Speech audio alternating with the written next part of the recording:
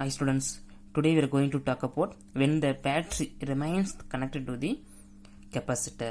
நம்ம முன்னாடி என்ன பார்த்தோம், கெப்பாசிட்டரில் டைஎலக்ட்ரிக் செட் பண்ணிட்டு அதில் பேட்டரியை டிஸ்கனெக்ட் பண்ணிட்டோம். பட் இங்கே டைஎலக்ட்ரிக் மீடியமும் இன்செர்ட் பண்ணியிருப்போம், பேட்டரியும் கனெக்ட் பண்ணுறோம். அப்படி பண்ணும்போது அதனோட கெப்பாசிட்டர் அண்ட் எனர்ஜி எப்படி இருக்குன்னு பார்க்க போகிறோம். சரியா?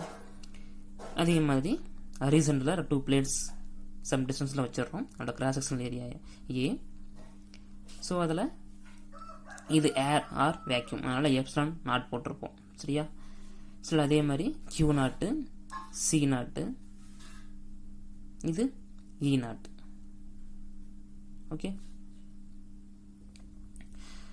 இதில் எலக்ட்ரிக் ஃபீல்டு எல்லாமே யூனிஃபார்மாக இருக்கும். அது எல்லாமே பாசிட்டிவ்லேருந்து நெகட்டிவ் பார்த்த மாதிரி இருக்கும். ஏன்னா இது பாசிட்டிவ் வெளியே நோக்கி இருக்கும், நெகட்டிவ்க்கு உள்ள நோக்கி இருக்கும். அப்போ நார்மலாக பார்த்தோமா C equal to Q by V வரும். இங்கே ஏர் ஆர் வேக்யூமா, அதனால் C naught equal to Q naught by V naught. Then அதனோட potential V naught equal to E naught D. இது எல்லாமே நார்மல் தான், அங்கே பார்த்தோம்ல அதே மாதிரி தான். தென் நம்ம என்ன பண்ண போகிறோம்னா இன்சுலேட்டிங் மெட்டீரியல் செட் பண்ண போகிறோம். கிளாஸ் ஆர் பேப்பர் செட் பண்ண போகிறோம். அப்படி செட் பண்ணும்போது செட் பண்ணிட்டு அது கூட பேட்டரியும் இன்செர்ட் பண்ணுறோம். சரியா? இப்போ இன்செர்ட் பண்ணும்போது என்ன நடக்குதுன்னா, நாங்கள் பாருங்கள், உங்கள் எலக்ட்ரிக் ஃபீல்டு டிக்ரீஸ் ஆனிச்சு. பட் இங்கே என்ன ஆகுது, இன்க்ரீஸ் ஆகுது. சேமாக இருக்குது, எந்த ஒரு சேஞ்சும் ஆகலை. இப்போ energy stored in the capacity increase ஆகுது. அதாவது இன்சுலேட்டிங் மெட்டீரியலும் பேட்டரியும் கனெக்ட் பண்ணும்போது energy stored in the capacitor increase ஆகுதுன்ட்டு ஃபஸ்ட்டு எக்ஸ்பெரிமெண்டலாக ப்ரூவ் பண்ணவர் மைக்கேல் ஃபேரடே. சரியா? 1 மார்க் கொஸ்டின் கேட்பாங்க. Okay, energy stored in the capacity increase ஆகுதுன்ட்டு அது இது எல்லாமே ஃபஸ்ட்டு எக்ஸ்பெரிமெண்டலாக ப்ரூவ் பண்ணவர் மைக்கேல் ஃபேரடே. ஓகே, ஸோ அப்போ கெப்பாசிட்டர் வந்து என்ன ஆகுது, இன்க்ரீஸ் ஆகுது. சரியா? இது எப்சிலான் ஆர் செட் பண்ணிட்டோம். இருந்தாலும் அதனோட electric field E naught vector. Then இது கியூ நாட்டு, இங்கே கியூ, ஏன்னா சேஞ்ச் ஆகுது, சார்ஜ் வந்துட்டு சேஞ்ச் ஆகுது. சரியா? தென் கியூ எந்த அளவுக்கு, கியூனோட அளவு இன்க்ரீஸ் ஆகுது. அப்போ Q equal to epsilon r Q naught. Equation number 11. Increases charge increase ஆனாலே அதோட கெப்பாசிட்டன்ஸ் ஆல்சோ இன்க்ரீஸ் ஆகும். சரியா?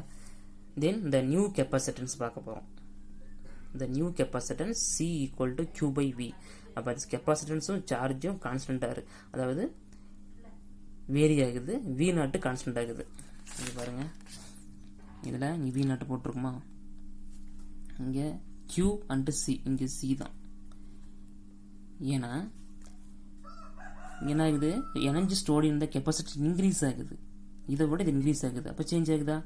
அதே மாதிரி சார்ஜ், ஏன்னா இந்த பேட்டரி ரன் பண்ணும்போது பிளேட்டில் சார்ஜ் இன்க்ரீஸ் ஆகும். அப்போ இதை விட சார்ஜ் சேஞ்ச் ஆகுது. அப்போ கியூசி இது ரெண்டுமே சேஞ்ச் ஆகிடுச்சு. பட் இந்த வோல்டேஜ் வி நாட்டு அப்படியே கான்ஸ்டண்ட்டாக இருக்கும். ஓகே, அதான் இங்கே போட்டிருக்கோம். New capacitance C equal to Q by V naught. Equation number 12. So then 11th ஈக்குவேஷனை 12th சப்ஸ்டிட்யூட் பண்ண போகிறோம். எதுக்கு பதிலாக C equal to இந்த Q பதிலா C equal to epsilon R Q naught by V naught. நமக்கு தெரியும் Q naught by V naught C நாட்டுங்கிறது. அப்போ C equal to epsilon R C naught. Equation number 13. அதே மாதிரி தான் epsilon R கிரேட்டர் தான் இருந்தால் அதோட கெப்பாசிட்டர் ஆகும், இன்க்ரீஸ் ஆகும். சரியா? பட்டு நம்ம அதுலேயும் இன்க்ரீஸ் ஆனிச்சு. இதில் ஃபஸ்ட்டு கேஸ் பார்த்தோம்ல, இதுலேயும் கெப்பாசிட்டர் வந்துட்டு இன்க்ரீஸ் ஆனிச்சு. பட் அதுக்கு வேற ரீசன், இதுக்கு வேற ரீசன். சரியா? தென் நான் முன்னாடி பார்த்துருப்போம் capacitance of a parallel plate கெப்பாசிட்டரில் லாஸ்ட் 7th ஈக்குவேஷன் பார்த்துருப்போம். ஸோ அதை கொண்டு வந்து இங்கே அப்ளை பண்ணும்போது இங்கே C naught equal to epsilon naught A by D. Okay, then இந்த 14 ஈக்குவேஷனை கொண்டு போயிட்டு 13 ஈக்குவேஷனில் சப்ஸ்டிட்யூட் பண்ண போகிறோம். அப்போ சி ஈக்குவல் டு எதுக்கு பதிலாக சி நாட்டுக்கு பதிலாக, அதை நம்ம குறி போட்டிருக்கேன். சரியா? C equal to epsilon r epsilon naught A by D வரும். இந்த எப்சிலான் ஆர் எப்சிலான் நாட்டுங்கிறது என்னது எப்சிலான். இப்போ C equal to epsilon A by D, equation number 15. Then அதோட எனர்ஜி ஸ்டோரேஜ் பார்க்குறோம். எப்போ அந்த கெப்பாசிட்டர் பிஃபோர் இன்சர்ஷன் த டயலக்ட்ரிக்கை செட் பண்ணாத போது. இது normal U equal to 1/2 Q²/C. Dielectric செட் பண்ணாத போது U0 ஈக்குவல் டு 1/2 Q0²/C0. தென் இந்த Q0 மேலே அப்ளை பண்ணலாம், C0 V0 அப்ளை பண்ணலாம். சரியா?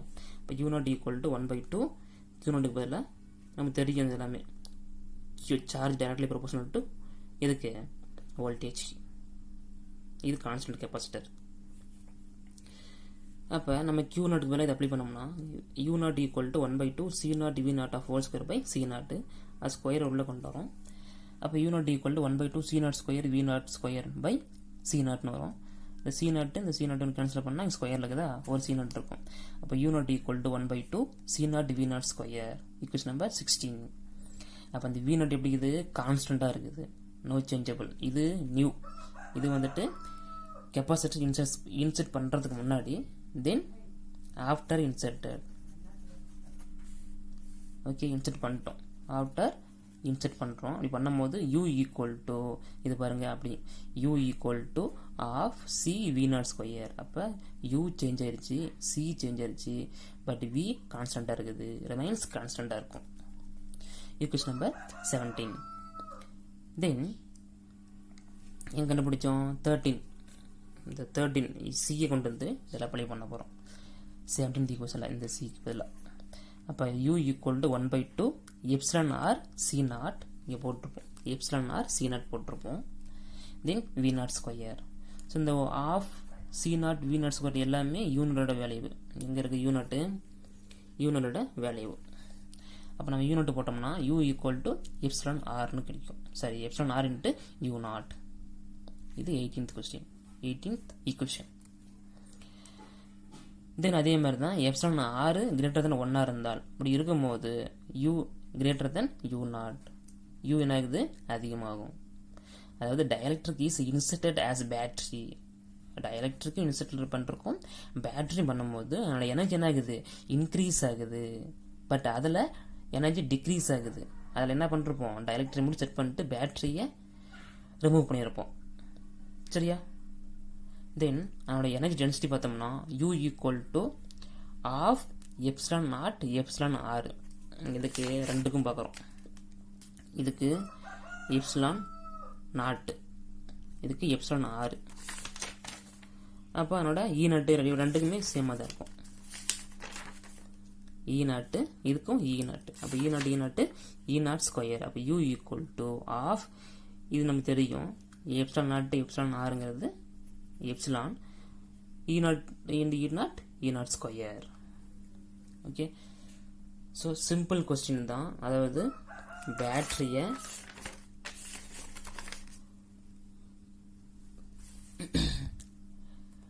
ஃபஸ்ட்டு இன்சுலேட்டர் மெட்டீரியல் செட் பண்ணிட்டு பேட்டரி கனெக்ட் பண்ணாத போது அதனோட எனர்ஜி என்ன ஆகுது, டிக்ரீஸ் ஆகுது. தென் இன்சுலேட்டர் மெட்டீரியல் செட் பண்ணி பேட்டரியும் கனெக்ட் பண்ணும்போது அதனோட எனர்ஜி ஸ்டோரேஜ் இன்க்ரீஸ் ஆகுது. எனர்ஜி என்ன ஆகுது, இன்க்ரீஸ் ஆகுது. ஓகே, பொறுமையாக பாருங்கள், கிளியராக புரியும். Okay, thank you.